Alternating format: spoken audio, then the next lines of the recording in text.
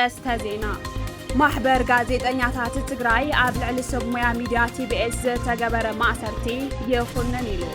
ያክል 50 ክረምቲ ኣብ ኬንዳ ብዝብል ዘካይድ ዓብይ ሰላማዊ ሰልፊ ኩሉ ክሳተፍ ይግባእ ተባሂሉ በመራሕቲ ሃይማኖት ተጀሚሩ ዝነበረ ፖለቲከኛታት ናይ ምቅርራብ ጻዕሪ ኣብ ጠናኺርካ ምቕጻል ከም ዘድሊ ፕሬዝደንት ሌተናል ጀነራል ታደሰ ወረደ ፀዊዖም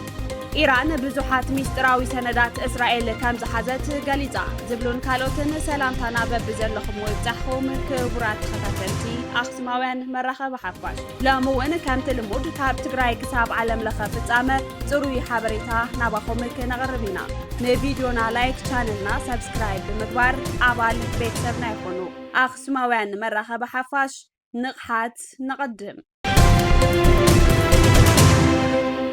محبر ጋዜጠኛታት ትግራይ ኣብ ልዕሊ ሰብሞያ ሚድያ TBS ዝተገበረ ማእሰርቲ ይኹነን ኢሉ ዝተኣሰሩ ጉጅለ ቀረጻ ሰራሕተኛታት TBS ሚድያ ንክፍትሑ ማሕበር ጋዜጠኛታት ትግራይ ከም ዝሓተተ ኣብ ዘውፅኦ መግለጺ ሓቢሩ እዚ ተገይሩ ዘሎ መሳር ጋዜጠኛታት TBS ሚድያ ንሕጊ ነጻነት ሚድያ ዘዳፋ ስለ ዝኾነ ዘምልከቶም ኣካላት ጸጥታ መንግስታዊ መሓውርን እቶም ሰራሕተኛታት ብህጹጽ ክፍትሑ ክሰርሑ ማሕበር ጋዜጠኛታት ትግራይ ሓቲቱሎ ጋዜጠኛታት ሓበሬታ ንምርካብ ብነፃ ናይ ምንቅስቓስን መጽብጻብን መሰል ኣለዎም ጥፍኣትን ተልዎም እውን እቲ ሚድያ እዩ ብሕጊ ዝሕተት ካብ ዝወፃኢ ዘሎ ኣካይዳ ዘይሕጋዊ ስለ ዝኾነ ኣብ ልዕሊ ሰብሞያ ሚድያ TBS ዝተገበረ ማእሰርቲ ይኹነን ኢሉ ማሕበር ጋዜጠኛታት ትግራይ ኣብ ዘውፅኦ መግለጺ ሰብሞያ ሚድያ ምእሳር ነቲ ቀደም እውን ዘይደልደለ ምህዳር ዲሞክራሲ ትግራይ ናብ ዝባእሰ ሓደጋ ዘውድቕ እዩ ክብል እቲ ማሕበር ገሊጹ ዘሎ ሚድያታት ኣስፋሕቲ መድረኽ ዲሞክራሲ ኮይነን ክሰርሓ ዘምልከቶ ኩሉ ግቡእ ሓለዋ ድሕንነትን ክህበን ይግባእ እውን ኢሉ ኣብ ልዕሊ ሰብሞያ ሚድያ ብተደጋጋሚ ዘጋጥም ዘሎ መፍርራሕ ኮነ ማእሰርቲ በጥብቂ ከም ዝኹንኖ ዝገለጸ ማሕበር ጋዜጠኛታት ትግራይ መንግስቲ ናጻ ሓሳባት ብሓይሊ ንምዕፋን ኣብ ልዕሊ ዝንቀሳቐሱን ነጻነት ሚድያ ዘዳፍኡን ኣካላት ግቡእ ምጽራይ ገይሩ መስተኻኸሊ ስጉምቲ ክወስድ እውን ፀዊዑ ማሕበር ጋዜጠኛታት ትግራይ TBS ሚድያ ጉንበት 29 2017 ዓ.ም ሰራሕተኛታቱ ኣብ ከተማ ኣክሱም ኣብ ስራሕ እናሃለው ከም ዝተኣሰርዎ ምግላጹ ይዝከር እቶም ሰብሞያ ንክፍትሑ ንዝምልከቶም ኣካላት እኳ እንተሓተተ መፍትሒ ከም ዘይረኸበ ክገልጽ ጸኒሑ እዩ እቲ ትካል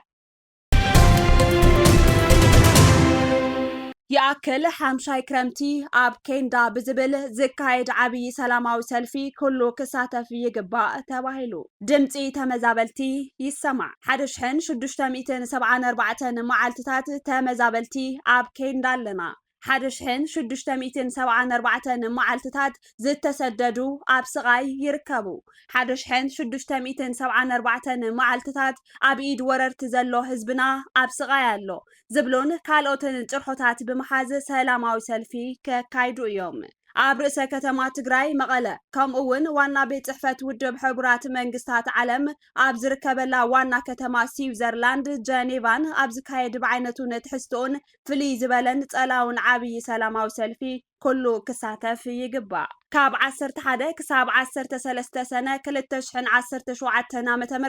ኣብ መቐለን ጀኔቫን ኣብ ዝካየድ እዚ ዓለም ለኸ ሰላማዊ ሰልፊ ኩሉ ትግራዋይ በብዘለዎ ተሳታፊ ክኾን ይግባእ ክብሉ ኣመራርሓ ጽላል ሲቪል ማሕበረሰብ ምዕራብ ትግራይ ፀዊዖም ኣመራርሓ ጽላል ሲቪል ማሕበረሰብ ምዕራብ ትግራይ ንድምፂ ወያነ ትግራይ ኣብ ዝሃብዎ ሓበሬታ ከም ዝተመላኸተ ቀንዲ ዕላማ እቲ ዓብይ ሰልፊ ያክል 50 ክረምቲ ኣብ ኬንዳ ዝብል ኮይኑ ንጽንተታዊ ኩናትን ወራርን 2013 ዓ.ም ስዒቡ ሃፍቶምን ንብረቶምን ተመንጢሎም ብትግራዋይ መንነቶም ካብ መረበቶም ብሓይሊ ተሰጊጎም ኣብ ዝተፈላለዩ መዕቆቢ ካምፕታት ውሽጢ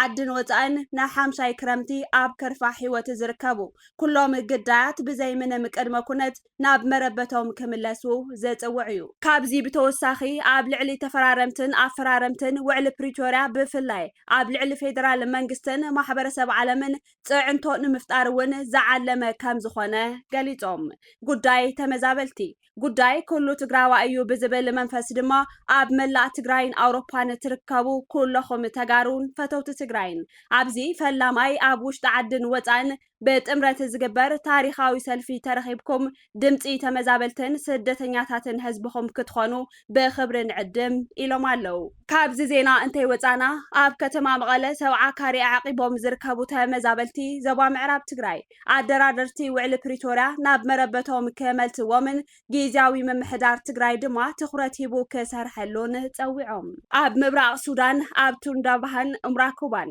ኣብ ክልተ ማዓስከራት ስደተኛታት ተዓቂቦም ዘለው ተመዛበልቲ ብወገኖም ኣብ ሓደጋ ከም ዘለው ብተደጋጋሚ ድምፆም የስምዑ ከም ዘለው ዘዝከር እዩ። ስምምዕ ፕሪቶርያ መሊኡ ብዘይ ምትግባሩ ኣብ ከቢድ ፀገምን መከራን ከም ዝርከቡን ማሕበረሰብ ዓለም ብህፁፅ ክበፅሓሎም ብህፁፅ ናብ መረበቶም ክምለሱን እዮም ፃውዒቶም ዘቅርቡ ዘለው። ሕዚ ድማ ዝብላዕን ዝስተን ስኢኖም መፅለሊ ተሸጊሮም ከም ዝርከቡ ዝገለፁ እቶም ተመዛበልቲ ብሰንኪ ጥሜትን ሕማምን ኣብ ዝኸፍአ ኩነታት ስለ ዘለው ኩላትና ተጋሩ ብሓድነት ድምፂ እቶም ውፅዓት ተመዛበልቲ ክንኸውን ድማ ኣክሱማውያን መራኸቢ ሓፋሽ ንፅውዕ።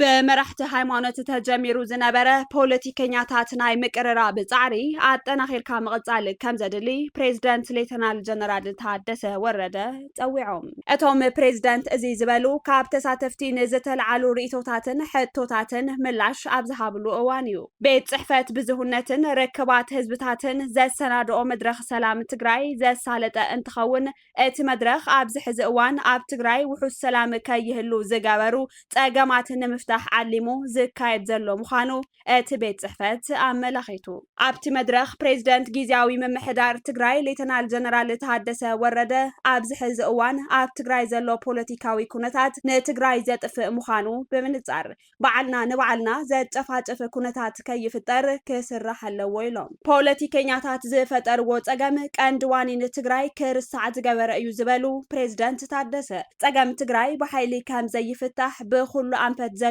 ኣካል ክርዳእ ይግባእ ኢሎም። ፕሬዝደንት ጊዜያዊ ምምሕዳር ትግራይ ሌተናል ጀነራል ታደሰ ወረደ ናይ ሰዓርን ተሰዓርን ኣካይዳ ንትግራይ ዘጥፍእ ምዃኑ ብምግላፅ ትካላት ሃይማኖት ትግራይ ነዚ ፀገም ኣብ ምእላይ ጉቡእን ክፍፅማ ፀዊዖም። ፀገማት ትግራይ ብሰላማዊ መንገዲ ክፍትሑ ትካላት ሃይማኖት ዘተ ልዝብን ይቕረ ባህላይነትን ክፍጠር ብዕቱብ ክሰርሓ ዝፀውዑ ድማ ሓላፊ ቤት ፅሕፈት ብዙህነትን ርክባት ህዝብታትን ኣይተ ካልኣዩ ኣሰፋ እዮም። ኣይተ ካልኣዩ ግደ ትካላት ሃይማኖት ኣብ ህንፀት ሰላምን ሓድነትን ትግራይ ብዝብል መበገሲ መዛተይ ፅሑፍ ኣቕሪቦም ምትፍናን ምንዕዓቕን ፖለቲከኛታት ስዒቡ ኣብ ትግራይ ሓድነት ዝሽርሽሩ ድሕረታት ከም ባህሊ ይሰርፁ ኣለው ዝበሉ ኣይተ ካልኣዩ ጉባኤ ትካላት ሃይማኖት ትግራይ ንዘለዎ ድኽመት ኣሪሙ ልዑል ፃዕሪ ክገብር ፀዊዖም። ኣብቲ መድረኽ ካብ 7 ትካላት ሃይማኖት ትግራይ ዝተወፃፅኡ ኣስታት 110 ዝኾኑ